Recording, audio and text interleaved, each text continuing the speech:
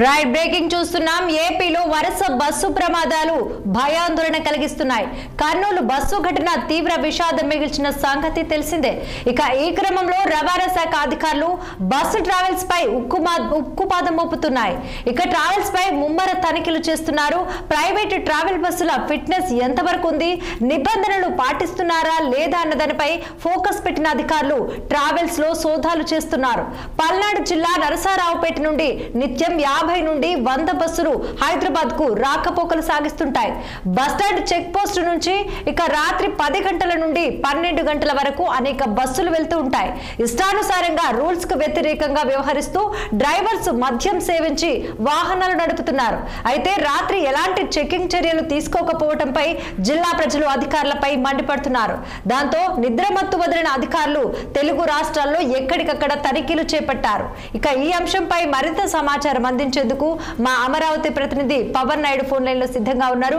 పవన్, చెప్పండి, వరుసగా ఏపీలో జరుగుతున్నటువంటి బస్సు ప్రమాదాలకు సంబంధించి మీ దగ్గర ఉన్నటువంటి సమాచారం ఏంటి?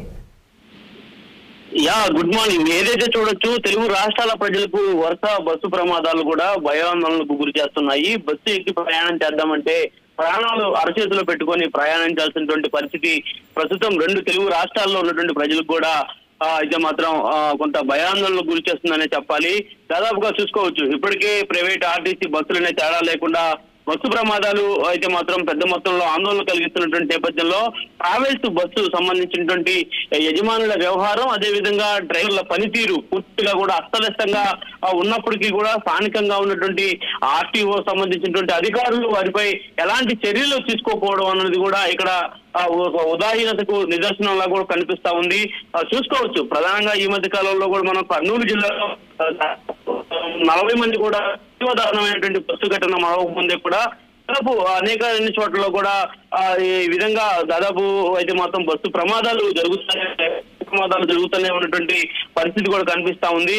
పల్నాడు జిల్లా రాజుపాలెం మండలం రెడ్డిగూడెం, అదేవిధంగా రాజుపాలెం సమీపంలో ఉన్నటువంటి ఒక ప్రైవేట్ ట్రావెల్ బస్ అయితే మాత్రం అదుపు తప్పి రోడ్డు పక్కన ఉన్న గుంతలోకి ఒక్కసారిగా కూడా ఒరిగిపోవడంతో కూడా ప్రయాణికులు అయితే మాత్రం భయాందోళనకు గురైనటువంటి పరిస్థితి కూడా కనిపించింది. అంతేకాకుండా మార్నింగ్ ట్రావెల్ సంబంధించినటువంటి బస్సులకు సంబంధించినటువంటి డ్రైవర్లు పూర్తి స్థాయిలో కూడా నిర్లక్ష్యంగా బస్సులు అయితే మాత్రం నడుపుతున్నారనేటువంటి వార్తలు కూడా ప్రస్తుతం అయితే మాత్రం వస్తా ఉన్నటువంటి నేపథ్యంలో మరి దీనిపై ఎందుకు రవాణా శాఖ అధికారులు దృష్టి సారించడం లేదనేటువంటి విమర్శలు అయితే మాత్రం ప్రస్తుతం వెల్లువెత్తా ఉన్నటువంటి పరిస్థితి అయితే కనిపిస్తా ఉంది.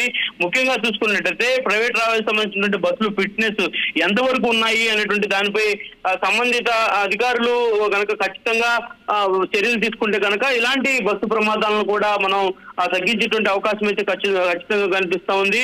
ముఖ్యంగా పల్నాడు జిల్లాకు సంబంధించి కూడా దాదాపు రోజుకి 50 నుంచి 100 బస్సులు హైదరాబాద్ నసరాపేట నుంచి కూడా హైదరాబాద్ వెళ్లి తిరిగి వస్తా ఉన్నటువంటి నేపథ్యంలో మరి అధికారులు ఎందుకు ఈ యొక్క అంశంపై కూడా చర్యలు తీసుకోవట్లేదు అనేటువంటి దానిపై కూడా ప్రస్తుతం విమర్శలు గుప్పిస్తా ఉన్నాయి. దాదాపుగా చూసుకోవచ్చు, ఏదైతే పల్నాడు జిల్లాలో నగరికల్ రోడ్డు వద్ద కూడా హైవేపై కాసుల కోసం గ్రానైట్ లారీలు, ఓవర్లోడ్ సంబంధించిన లారీలపై సంబంధిత ఆర్టీఓ కానీ అదేవిధంగా సంబంధించిన మైనింగ్ డిపార్ట్మెంట్ సంబంధించిన అధికారులు కూడా ప్రత్యేక దృష్టి సారించి అర్ధరాత్రి సమయాల్లో చెకింగ్ చేసి వారికి లక్షలాది రూపాయలు ఫీజులు కూడా వారి దగ్గర నుంచి వసూలు చేస్తూ ఉన్నటువంటి పరిస్థితి కూడా కనిపిస్తా ఉంది. మరి బస్సు ప్రమాదాలు వరుసగా కూడా 2 తెలుగు రాష్ట్రాల్లో జరుగుతున్నా మరి పల్నాడు జిల్లాలో ఉన్నటువంటి ఆర్టీఓ సంబంధిత అధికారులు ఎందుకు ఈ విషయంలో నిర్లక్ష్యం వహిస్తున్నారు అనేటువంటి దాన్ని కూడా ఒక ప్రశ్నార్థకంగానే కనిపిస్తా ఉంది. అధికారులు నిద్రమత్తు ప్రైవేట్ ట్రావెల్స్ యజమానులకి ఒక వరంలా కూడా మారిందని చెప్పాలి. దాదాపుగా ప్రైవేట్ ట్రావెల్ సంబంధించిన బస్సులపై కనుక ఖచ్చితంగా నిఘా పెట్టి పూర్తి స్థాయిలో చర్యలు తీసుకుంటే కనుక ప్రయాణికులు అయితే మాత్రం ప్రశాంతంగా బస్సుల్లో ప్రయాణించేటువంటి అవకాశం అయితే ఖచ్చితంగా ఉంటుంది. లేదంటే మాత్రం ప్రాణాలు అరచేతిలో పెట్టుకొని ప్రయాణించినటువంటి పరిస్థితి మాత్రం నెలకొంటుంది.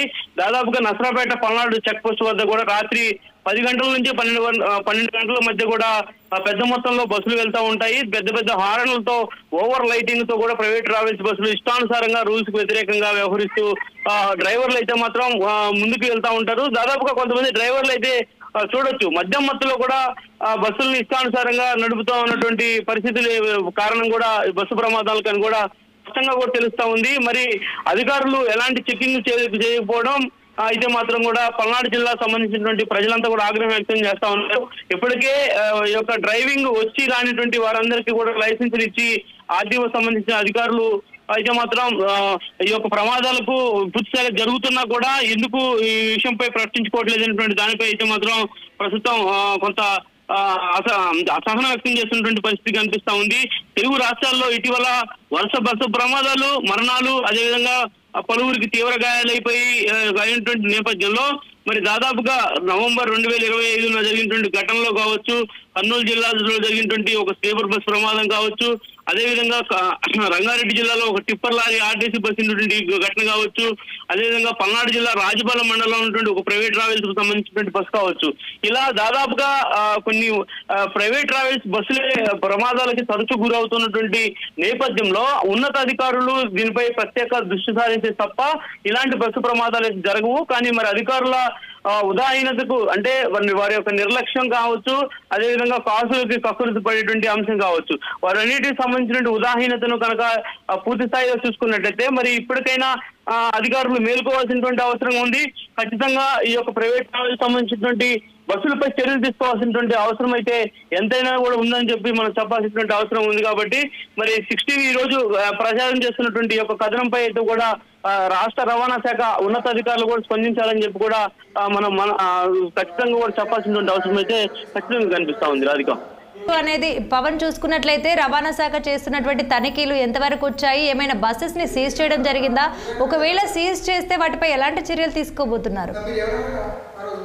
అంటే ఖచ్చితంగా కూడా అంటే రవాణా శాఖ అధికారులు ఏదైనా ఘటన జరిగిన తర్వాత ఆ యొక్క పరిస్థితిని బట్టి అక్కడ ఉన్నటువంటి అంటే పోలీసులు ఇచ్చినటువంటి సమాచారం మేరకు ఆ సమాచారాన్ని తీసుకొని అంటే జనరల్ గా ఏదైతే కేసులు నమోదు చేస్తారో కేసులు నమోదు చేసి అక్కడికక్కడే ఆ విషయం కూడా వదిలేస్తున్నటువంటి పరిస్థితి కూడా కనిపిస్తుంది. బస్సుపై అంటే కేసులు నమోదు చేస్తారు, కేసులు నమోదు చేసిన తర్వాత ఆ విషయాన్ని పట్టించుకోకుండా ఉన్నటువంటి పరిస్థితి కూడా కనిపిస్తా ఉంది. మరి ఒకే రోజు దాదాపుగా చూసుకోవచ్చు, ఒకే రోజు 4-5 ప్రమాదాలు జరిగినప్పుడు కనుక రాష్ట్రంలో ఉన్నటువంటి రవాణా శాఖ అధికారులు కనుక ఖచ్చితంగా మేల్కొని ఉంటే ఇలాంటి ప్రమాదాలు జరగవు. అదేవిధంగా ఆయా సంబంధించినటువంటి యజమానులకు అంటే వారికి ఖచ్చితమైనటువంటి కేసులు నమోదు చేసి వారిని కొంత భయాందోళనకు గురి చేయాల్సినటువంటి పరిస్థితి కూడా ఉంది. కాబట్టి మరి వాటిపై చర్యలు తీసుకోవడం అయితే మాత్రం పూర్తిగా మానేసినటువంటి పరిస్థితి కూడా ఉంది. కాబట్టి మరి ఈ యొక్క ఆర్టీఓ సంబంధించినటువంటి అధికారులకు అయితే మాత్రం పూర్తి స్థాయిలో కొంత అంటే వాళ్ళ యొక్క పనితీరుని ఇంకా మరింత మెరుగుపరుచుకోవాల్సినటువంటి అవసరం అయితే ఖచ్చితంగా ఉందని చెప్పాలి.